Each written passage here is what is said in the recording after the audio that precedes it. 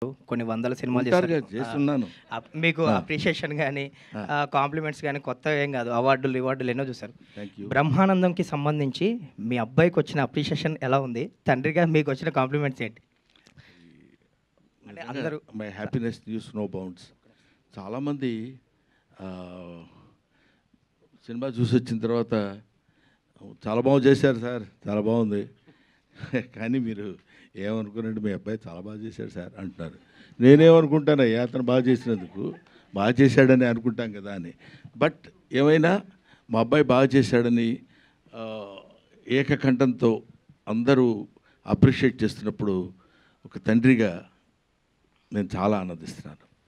Thank you sir. Brahmanandam sir, ఇక్కడ నీ Venkat NTV sir. ఇలాంటి ప్రయోగాత్మక సినిమాలు అంటే తాత లాంటి క్యారెక్టర్ ఇంకా ముందు కూడా చేస్తుంటారు, ఇది సక్సెస్ అయింది.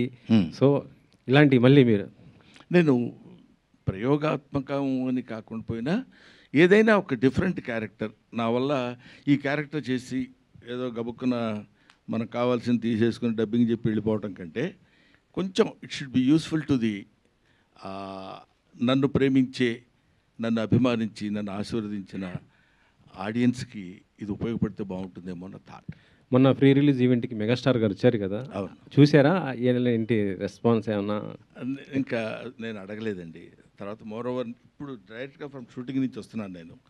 అదేదో గుర్రాల ఏదో ఒక షూటింగ్ నుంచి వస్తున్నాను. బట్ ఇంకా ఐ డెంట్ మీట్ హిమ్. ఈ సినిమా బ్రహ్మానందం గారికి ఒక కంబ్యాక్ హిట్ అనుకోవచ్చా? కంబ్యాక్ అంటే నేను ఎక్కడికి వెళ్ళాను? అంటే మీరు కొద్ది గ్యాప్ తీసుకున్నారు. Gap okay. గ్యాప్ గ్యాప్ అంటే టోటల్గా అపీరెంట్ కనపడకుండా పోయి మళ్ళీ ఒకసారి అనగానే ఇది కంబ్యాక్ బ్రహ్మానందం అదే. ఏం లేదండి, కొంచెం పరిగెడుతుంటాం, ఒక్కోసారి కొంచెం ఆగుతాం, కొంచెం మంచినీళ్ళు తాగుతాం, మళ్ళీ పరిగెడుతుంటాం. It's all journey, that's all. But ఏమైనా మీరు అడిగిన ప్రశ్న రెడ్డి గారు, డెఫినెట్గా ఒక మంచి సినిమాలో చాలా కాలం తర్వాత ఒక మంచి క్యారెక్టర్ చేశాన్న సంతృప్తి మాత్రం ఈ సినిమాలో నాకుంది. నాకున్నట్టు ప్రజలు, ప్రేక్షకులు గమనించారేమో నాకు తెలియదు. నిన్న నేను జనరల్గా సినిమాలు ఏ రిలీజ్ అయినాయి, హౌస్ఫుల్సా లేకపోతే ఇంకేంటి, పర్సంటేజ్ ఆఫ్ ఏంటి, ఇవన్నీ నాకు తెలియదు. బట్ నేను ఎవరో ఏంటి సార్ బ్రహ్మానంద గారు దేవి థియేటర్ హౌస్ఫుల్ తెలుసా అన్నాడు. ఏంటి హౌస్ఫుల్ తెలుసా, దేవి థియేటర్ అంటే ఏదైనా పెద్ద అని నాకు అర్థం కాలేదు. ఏదైనా ఒక సినిమా హౌస్ఫుల్ అయిందంటావు థియేటర్, దేవి ఏదో చిన్న బస్ స్టాండ్లో ఉంటుంది సార్ అదే హౌస్ అన్నాడు. అనగానే ఓహో పోనీ నేను అప్పుడు అనుకుంది ఏంటంటే ఇందులో ఒక అద్భుతమైన అట్రాక్టింగ్ పాయింట్ లేదు. To be frank with you, నేను తప్పితే కొంచెం ఫెమిలియర్ అయిన వ్యక్తి ఎవరు వెన్నెల కిషోర్, స్వధర్మ ఎంటర్టైన్మెంట్. గౌతమ్ అఫ్కోర్స్ చాలా కాలం తర్వాత న్యూగా వచ్చాడు. ఏ ఎలిమెంట్స్ ఉన్నాయి దీన్ని లాగటానికి లోపలికి అంటే, మొన్న ఒకతను అన్నాడు, మీరు చాలా కాలం తర్వాత స్క్రీన్ ప్రెజెన్స్ ఇస్తున్నారు కదా సార్, మిమ్మల్ని చూద్దామని ఆతురతతో ఉన్న వాళ్ళందరూ వచ్చి థియేటర్లో కూర్చున్నారు సార్, అందుకే ఆల్ షోస్ హౌస్ఫుల్స్ అయినాయండి అని చెప్పారు.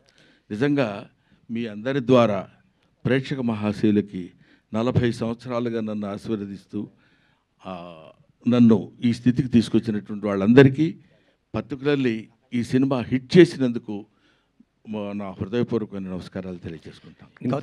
ఇంత సక్సెస్ అయింది ఈ సినిమాని, మరి మీరు సక్సెస్ టూర్ ఏమైనా ప్లాన్ చేస్తున్నారా? ఇట్లా ఏంటి అది? ఏదండి ఇంత పెద్ద బ్లాక్ బస్టర్ హిట్ అయినందుకు సక్సెస్ టూర్ ఏమైనా ప్లాన్ చేస్తున్నారా? Fans thanks. సక్సెస్ టూర్ అండి, ఎస్ సక్సెస్ టూర్ ఇక్కడ ఇతను అడగాలి, అదే మనకు తెలిసిన విషయం కాదు. థ్యాంక్స్ టూర్ ఖచ్చితంగా బ్రహ్మానందం గారిని తీసుకెళ్తారుగా?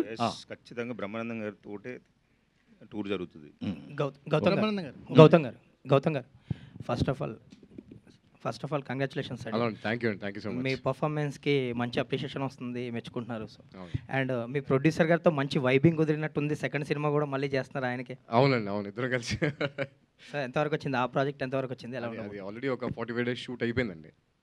ఈ 24th నుంచి మళ్ళీ ఆ షూట్ కంటిన్యూ చేసేస్తున్నాం. ఇప్పటి నుంచి ఇంకా గ్యాప్ ఇవ్వకుండా. అదే అండి, అందరూ అదే అంటున్నారు, తిడుతున్నారు ఇంకా డైరెక్ట్గా. అరే చేసావు కదరా, బాగా చేసావు, నువ్వు చెయ్యి, ఇంకా కంటిన్యూ చేయి, ఆపొద్దు అది అని. All the best. రామేశ్వర్ గారు సీతాలు సింగారం గుర్తుందండి? సీతాలు సింగారం. ప్రతిరోజు కనీసం 10 మంది నన్ను గుర్తు చేస్తుంటారు. సరే, మీ తొలి సినిమాలో అప్పుడు కూడా హీరో షార్ట్ హీరో చంద్రమోహన్ గారు, మళ్ళీ ఈ ఏజ్ వచ్చిన తర్వాత కూడా మళ్ళీ మీకు హీరో ఎలా ఉందండి? వాళ్ళు కొంచెం కాంపెన్సేట్ చేస్తారండి. నా జీవితంలో, నా నిజ జీవితంలో నాకు దొరికిన వాళ్ళంతా మరీ పొడిగైన వాళ్ళు. అందుకని ఈ రకంగా కాంపెన్సేట్. కంగ్రాట్స్ అండి. సో డైరెక్టర్ గారికి ఇవ్వండి. డైరెక్టర్ గారు. సో థియేటర్లో సినిమా జనాలతో చూసుంటారు సార్. మీరు రిలీజ్ ముందు ఎంత చూసినా సార్ పూర్తి సాటిస్ఫాక్షన్ ఇచ్చిందా? ఎక్కడ ఫ్లాస్ లేకుండా ఎలా అనిపించింది సినిమా మీకు? సో ఫన్ పాయింట్లోని ఎమోషన్ పాయింట్లో అందరూ చాలా హ్యాపీగా ఉన్నారు సార్. నిన్న నెక్సస్ మాల్కి ట్రిపుల్ఏకి వెళ్ళాము, హౌస్ఫుల్స్. అంటే ఎక్స్పెక్ట్ చేయని ప్లేసెస్లో కూడా నవ్వుతున్నారు. సో ఫన్తో మాత్రం వాళ్ళు చాలా స్ట్రాంగ్గా కనెక్ట్ అయి ఉన్నారు సార్. సో ఓవరాల్ రెస్పాన్స్ పాయింట్లో మాత్రం వీఆర్ వెరీ హ్యాపీ అట్లా. ఓకే, ప్రొడ్యూసర్ గారు చెప్పండి సార్, వెయిటింగ్. మీరు డైరెక్టర్ గారికి మరి కొంచెం ఫ్రీ హ్యాండ్ ఇచ్చుంటే ఇంకా సినిమా బాగా వచ్చిందేమో అంటే దాన్ని మీరు ఏమంటారు సమాధానం? సార్ నేను ఫ్రీ హ్యాండే ఇస్తాను సార్. ఆయన అంత దూరం ఉన్నాడు, ఎక్కడ పట్టుకుంటా చెయ్యి. రిలీజ్ అయిపోయిన తర్వాత ఫ్రీ హ్యాండ్ ఇచ్చేసారులేండి. రిలీజ్ ముందు కూడా ఫ్రీ హ్యాండే ఇచ్చిన సార్. అయ్యో, ఈ హ్యాండ్స్ కూడా ఎందుకు సార్ ఇప్పుడు?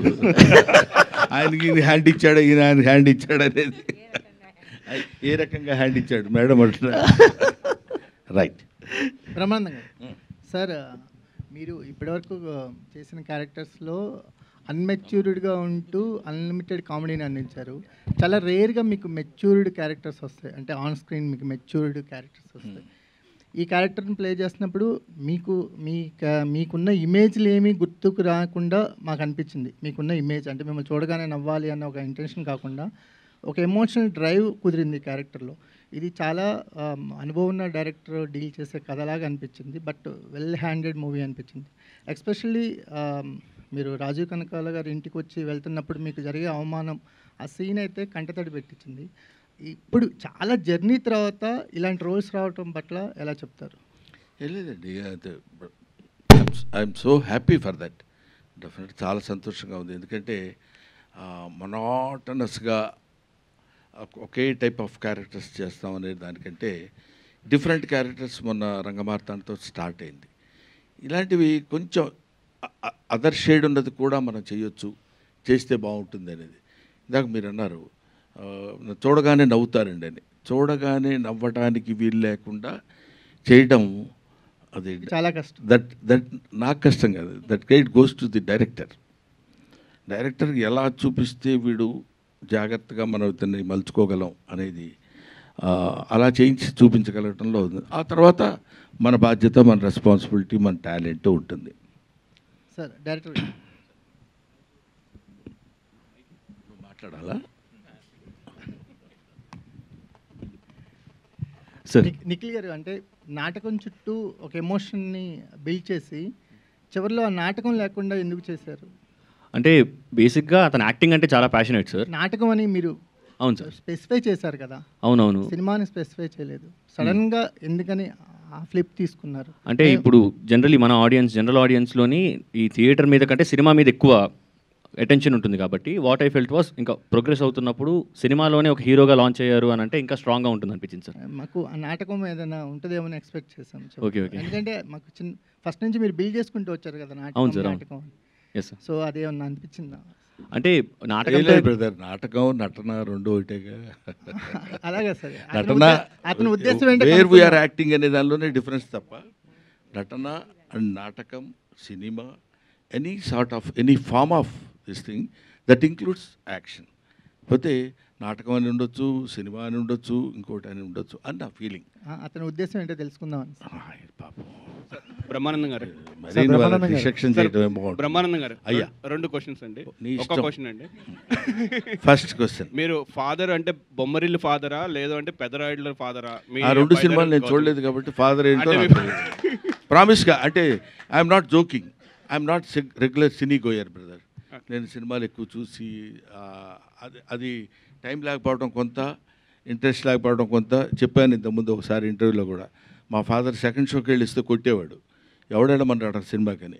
ఆ భయం ఇప్పటికి వరకు ఉండిపోయి సినిమాలు ఎక్కువ చూడండి కాబట్టి let me accept my ignorance about the films. So Gautam స్క్రిప్ట్లన్నీ మీరే చదివి ఫైనలైజ్ చేస్తుంటారా, లేకపోతే గౌతమ్ ఫ్రీ హ్యాండ్ అసలు స్క్రిప్టే చదవను నేను. ఆయనకి ఇంకా ఫ్రీ హ్యాండ్ ఇస్తూ లేదు, ఆయన ఎక్కువ సినిమాలు చేయిస్తూ లేదు, మీ అండర్లో పెట్టుకుంటున్నారు. Very good. కానీ నాకు చాలా ఆనందకరమైన విషయం ఏంటంటే ఇప్పటికైనా నా హ్యాండ్లో వాళ్ళు ఉన్నారని మీరు యాక్సెప్ట్ చేయిస్తున్నారు నా చేత. నేను నా ఫస్ట్ ప్రిన్సిపల్ ఏంటంటే అండి, 20 ఇయర్స్ దాటిన తర్వాత మనం మన పిల్లల్ని మన గ్రిప్పులో ఉంచుకోవాలి, మన తెలివితేటలు వాళ్ళ మీద పెట్టి రుద్ది మనం ఏం చెప్తే అది చేయాలి, బికాజ్ ఐఎమ్ ఏ సీనియర్. అలాంటి దౌర్భాగ్యపు ఆలోచన ఏ తండ్రి చేయకూడదని నా personal request on behalf of you. వదిలేయాలి, ఎందుకంటే రెక్కలు వచ్చిన తర్వాత అవి ఎగురుతాయి, ఎగరటం అలవాటు చేయాలి. ఈ రెక్క ఇంతవరకే లేపు అని ఎప్పుడైతే రిస్ట్రిక్ట్ చేస్తారో అక్కడే గాడి తప్పుతున్నారు యువత అనే భయం నాకు. అందుకని నేను ఎప్పుడైనా, మీరు డైరెక్ట్గా నా పక్కనే ఉన్నాడు కాబట్టి అడగండి, మీకు తెలియని విషయాలు రెండు. ఒకటేంటంటే వీడికి నియరింగ్ టు 38-39 ఇయర్స్ ఉన్నాయి, మా వాడికి 36 ఉన్నాయి. పుట్టిన దగ్గర నుంచి ఇవాల్టి వరకు నేను మా పిల్లల్ని ఏంట్రా ఇలా చేస్తున్నావు అని కొట్టి ఎరగను. అది కొట్టి చూపిస్తున్నా, యాక్షన్ డంకా కొట్టి మరీ చెప్తున్నా, భుజం తట్టి మరీ చెప్తున్నా. కాబట్టి నేను చెప్పేది ఏంటంటే, what right you have got to beat the children and control చేయడానికి. అలా అని గాడి తప్పిపోవడం అనేది మన చేతుల్లో లేదు, మన చేతుల్లో ఉన్నంత మాత్రాన గాడి తప్పించడం అనేది లేదు అని ఆ నమ్మకంతో నేను ఇంతవరకు ఆయనకు వచ్చిన స్క్రిప్ట్లు నేను చదివి ఇవన్నీ ఇది బాగోలేదురా అంటే, అన్నయ్య ఇది చాలా బాగుంది డాడీ అని అతను నన్ను అంటే, మా ఇద్దరి మధ్య వాగ్వాదం జరిగి నేను ఈ సినిమా ప్రామిస్, నన్ను నమ్ము, అమ్మ తోడు. నెక్స్ట్ గౌతమ్ గారు.